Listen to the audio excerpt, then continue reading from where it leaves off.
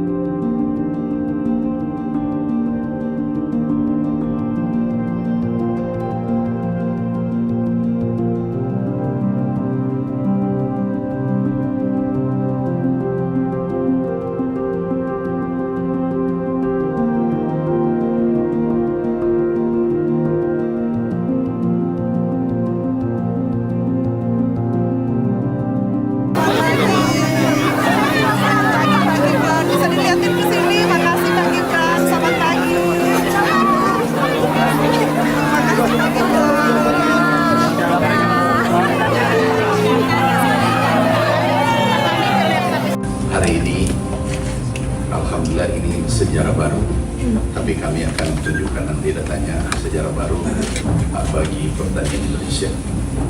Ada dua hal yang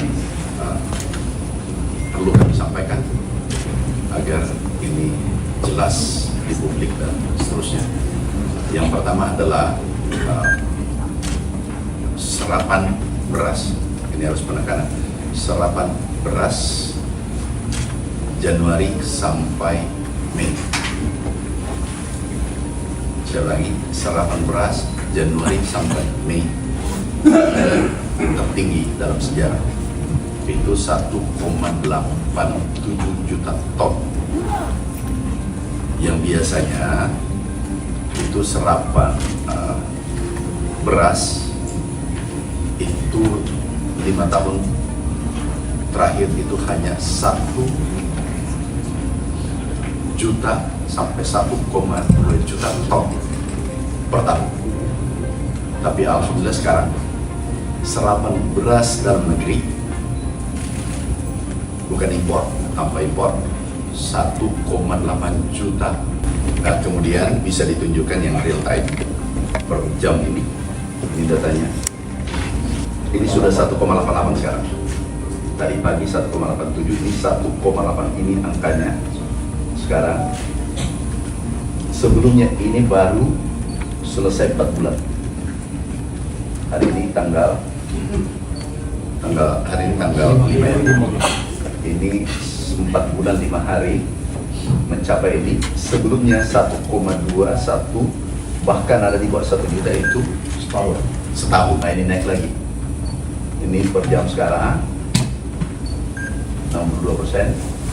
Ini adalah beras dalam negeri tanpa impor ya. Stok beras tertinggi selama 57 tahun seumur saya. Jadi saya lahir, Bulog lahir. Sejak 69 sampai hari ini 2025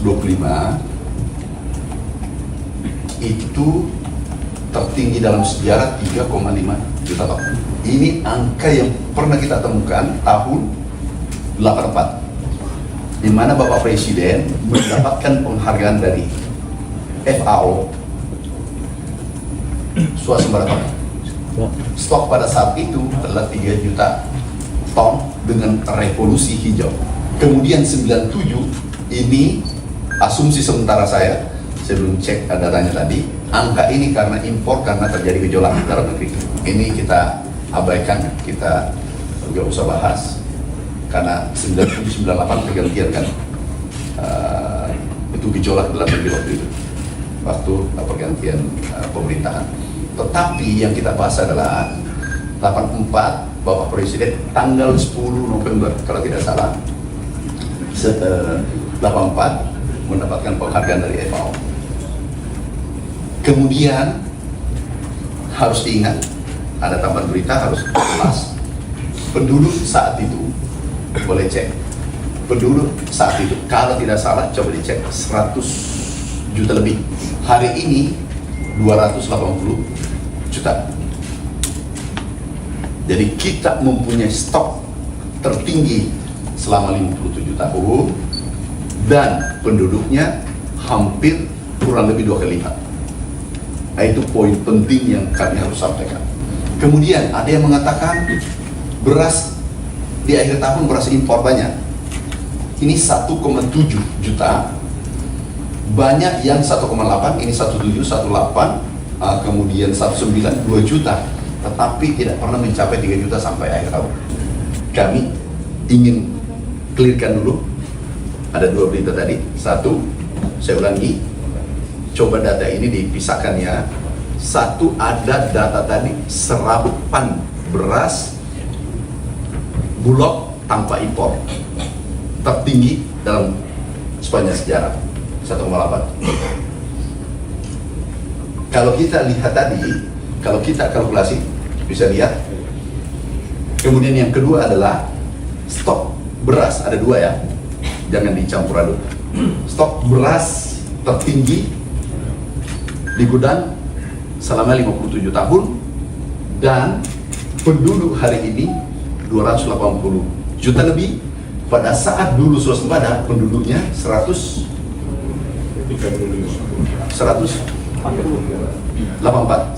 juta. Artinya 2 kali lipat. Coba dicek, bisa ada yang cek. Nanti dicek sendiri ya. Intinya di sini pasti 100 juta. Membayangkan kan bagaimana pemerintah bekerja keras memenuhi kebutuhan pangan nasional. 163 juta, hampir 2 kali lipat ya. Oke, kemudian kenapa saya katakan tadi, ini perhatikan terakhir ya, kenapa saya katakan tadi bahwa pengadaan Januari Mei itu tertinggi. Nih, saya ulang ya, ini 1,8, ini 1,8 dalam waktu 4 bulan 5 hari. Ini 1,2, itu 1 tahun.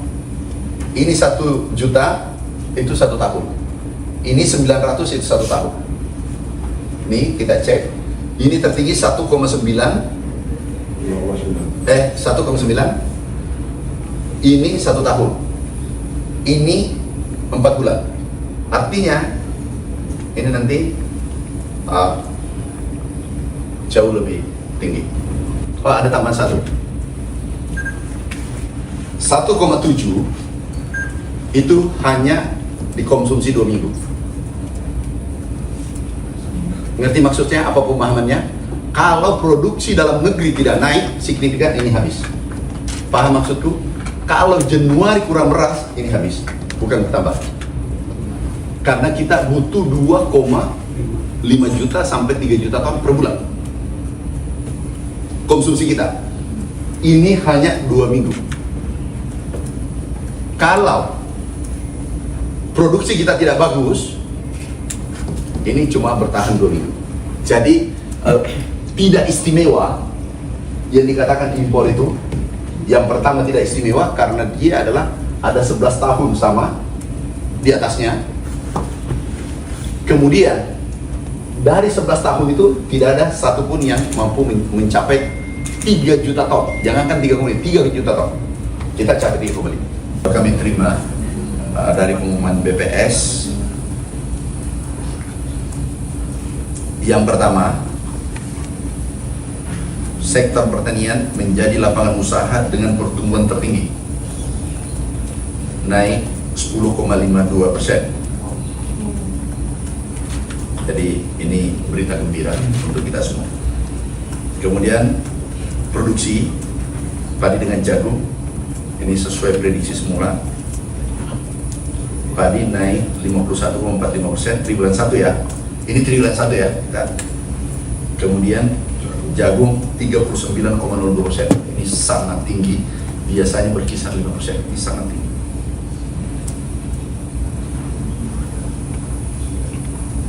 Tanaman pangan tumbuh 42%. Kami di sini bagi 4 sektor: pangan, hortikultura, perkebunan, peternakan. Insya Allah pangan kita identik dengan beras, jagung. Ini yang paling vital. Kalau ini bermasalah, kita bisa bermasalah. Ini insya Allah mudah-mudahan ini selesai dalam waktu cepat. Kemudian tumpuan kita yang paling besar, kita terbesar tuh sawit terbesar dunia, perkebunan. Ini tumpuan negara. Oleh karena itu kita nanti ini hilirisasi. Kemudian masuk ke peternakan.